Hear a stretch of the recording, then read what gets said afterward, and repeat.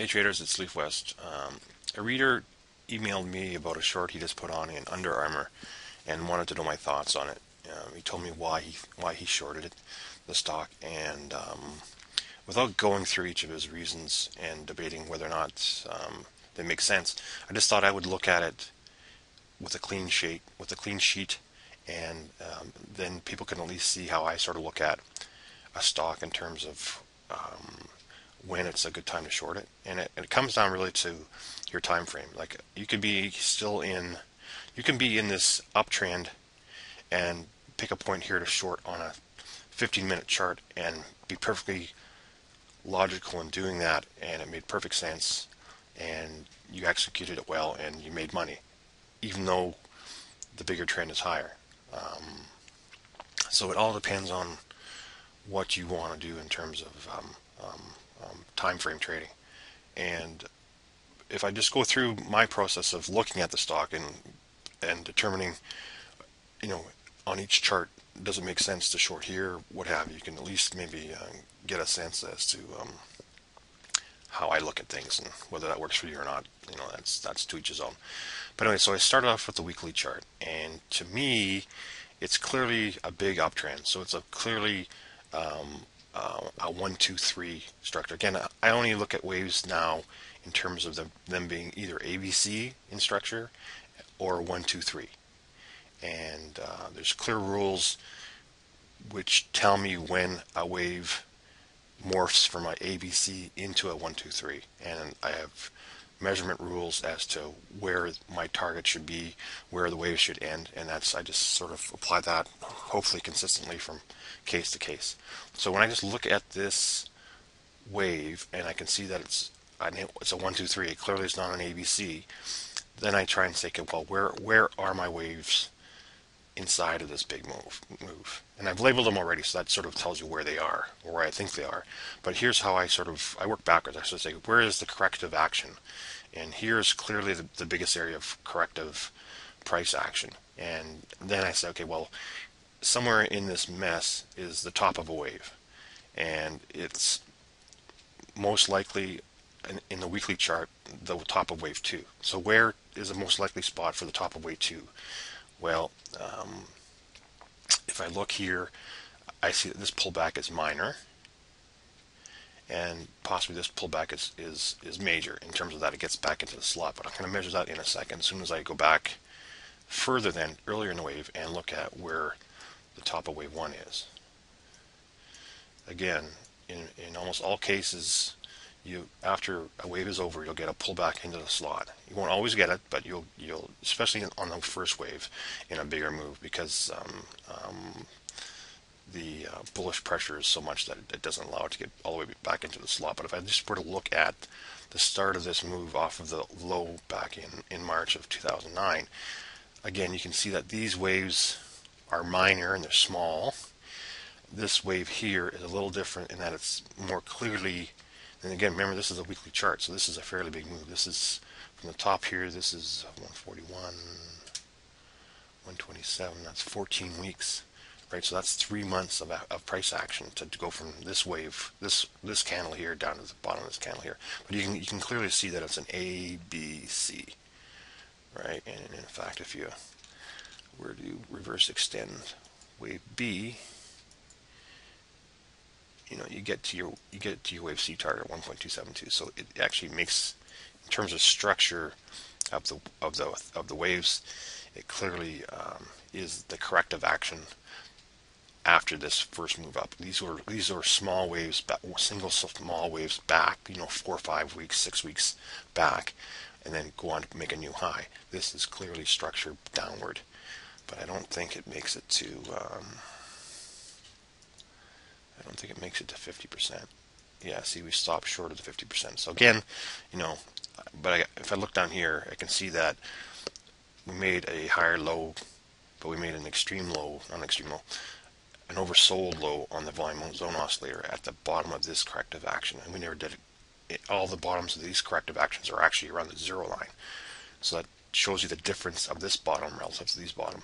So I would say the top of wave 1 is there, the start of wave 2 is here, and that's important because when I go forward now, I can use that bottom to measure retracements for wave 2. Right, so I go from my bottom of wave 2, and I can see that this wave is clearly minor, and that it doesn't get anywhere close to the 50%. And there's no structure, no ABC structure on it either. So that was clearly a minor low, minor wave, and we pushed to a new minor high here. Right now, this wave is more emotional. The candles are much larger, and it pushed deeper. And if we go to the top of this, if we go to the top of this candle, we actually get into 50%. So what does that tell us? Well, we got to the area in terms of price pullback that we want to get to signify the end of a wave, but it was emotional. It was an emotional move. It was one wave down, and it was, it's 4 weeks down. Bang, we went from $41 to $26, or yeah, so we lost $15. We lost almost 40% probably of the value of the stock in that time. So it clearly was an emotional down move, and we can see these big range candles afterwards. So after you get emotional push down into the slot, you can get a bounce, but you got to expect some emotional price action afterwards. So there was a lot of emotional price movement until here you can see in the yellow candles things are consolidating after that. So that's shows you that the move coming out of this consolidation or corrective action is going to happen after we break this tight candles. So anyway, so that to me is the top of wave 2. Get back in structure. It was emotional, so it wasn't a clean sort of ABC structure. It wasn't even really a clean complex wave. But you can sort of see that there was an A, B, C higher pullback, tightening of the candles, and then we make our final push higher up to our wave 3 target. And again, now that we know that this is our top to wave 2, we can project out where wave 3 should end. So this is the start of wave 2. So we go from the start of wave 2 to the top of wave 2, pull it back, and there we go. So wave 3s typically end at the 1.272 target of our wave 2 extension. So we are right there. So now we have to gear it down to see, okay, well, now that we've gone to the target area on the weekly chart, we have to go down to the daily chart to see if we can confirm a turn.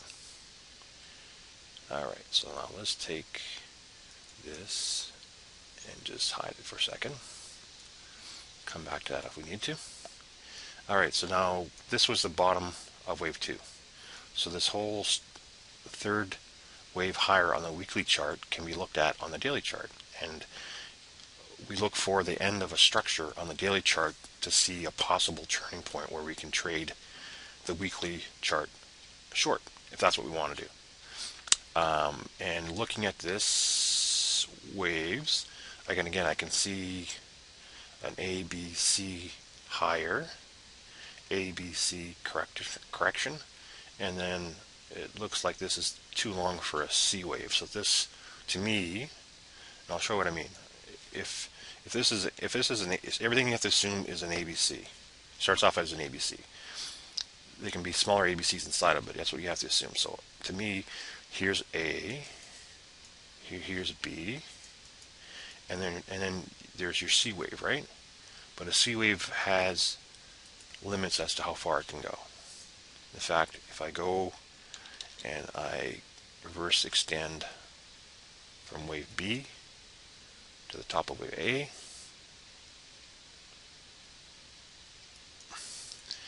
this level here is the maximum amount allowed per my rules as to where a wave C will end. And you can clearly see lots of price action, closes, and a number of candles that close above the 1.618. So this tells me that this structure is most likely a 1, 2, 3. And if that's the case, then this is 1, this will be 2, and then we're still looking for wave 3 high on the daily chart.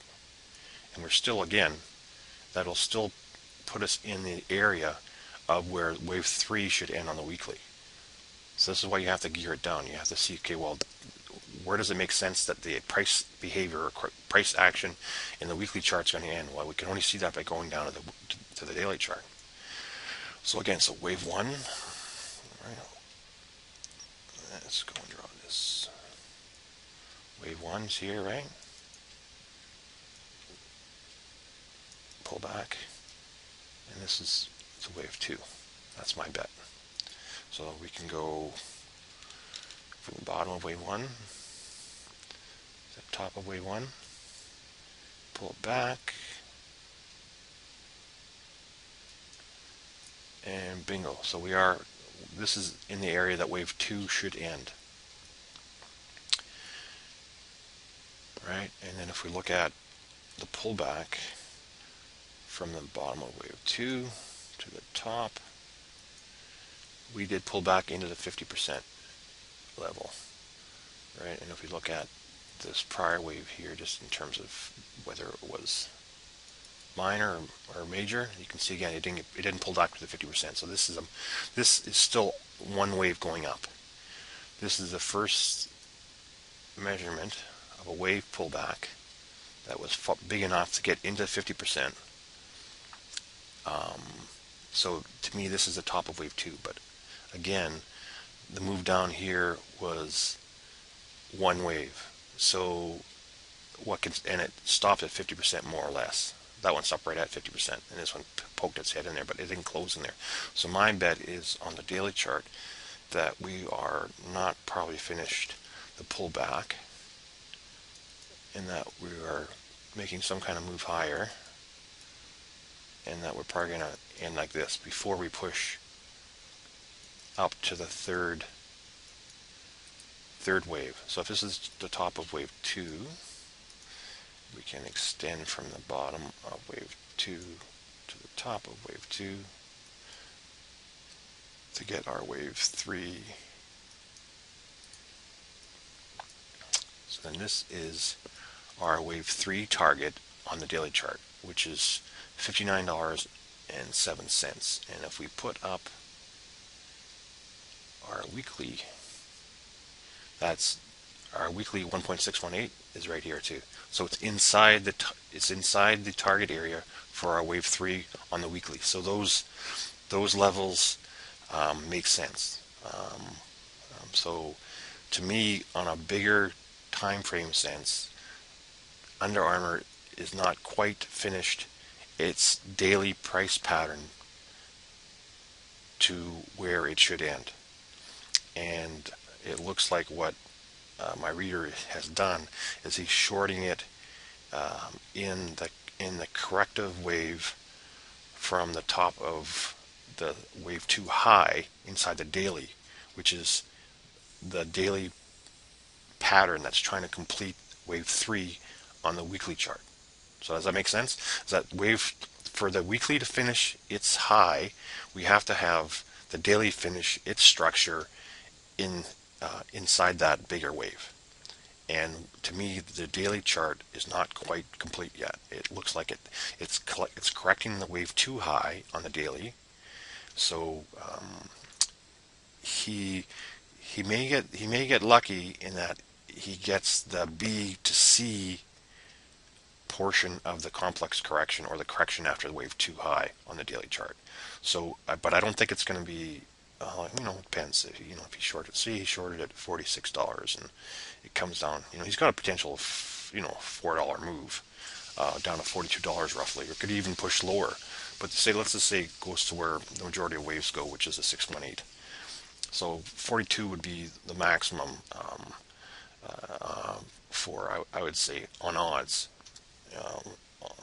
for his correction to pull back on. So it's not the perfect spot to get involved on the weekly and daily charts. It's pretty close. He's just a bit early on this. Let me just gear down to a 60-minute chart and 50-minute chart to see if we can see something as well. Hang on one sec. Alright, so this is a 60-minute chart. So we know from the daily chart that this was probably the top of wave 2 on the daily chart. And so we're making some kind of corrective move off of that high. And this clearly is an impulsive move downward. And this to me looks like a corrective chop. And so the odds are we're going to get some kind of, if this is an A, this is some kind of B, and we're probably going to get a C wave lower, right? But the only problem with this is that we run the risk of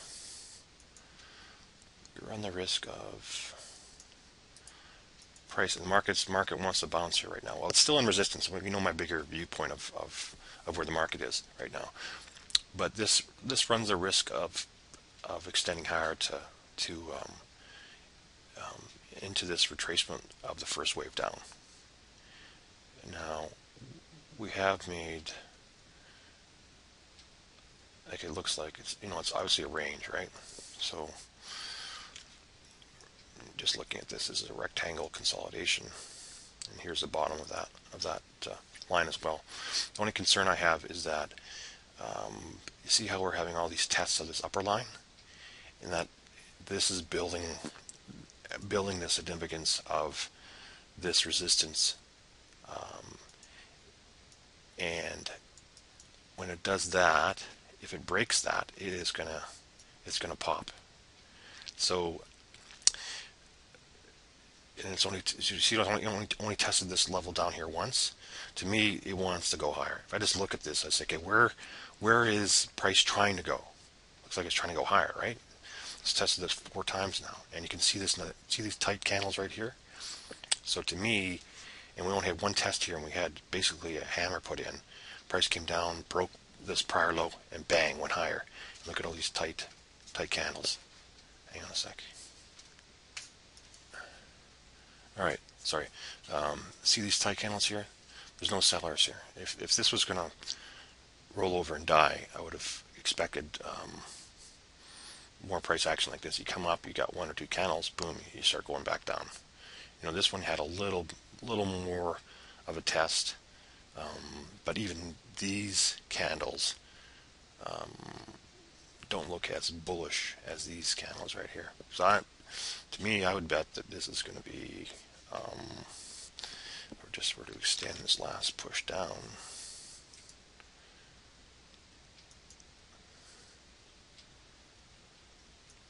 to me, I think that you got a good chance that this is going to extend up to around the 61.8 level, $50.32. So I would rather, if you're going to try and trade the 60-minute chart, I'd rather play a corrective short from up here, and even if this does this kind of move, you at least got odds that we're going to see some kind of pullback from here. And then when it pulls down to support of this move higher, you cover at least part of your short, lower your stop to entry, and then if it does extend further up to our wave 3 on the weekly, you've made a small profit here. But I think the odds of this being a winning trade, again, price could correct back right here now and then go. But if it were to do that, I would lower my stop to entry. If we get any kind of pullback, I'd start being aggressive in terms of lowering my stops. So anyways, that's how I sort of read Under Armour, and I hope that helps people in just how I look at price action. Okay, talk to you soon, guys. Bye.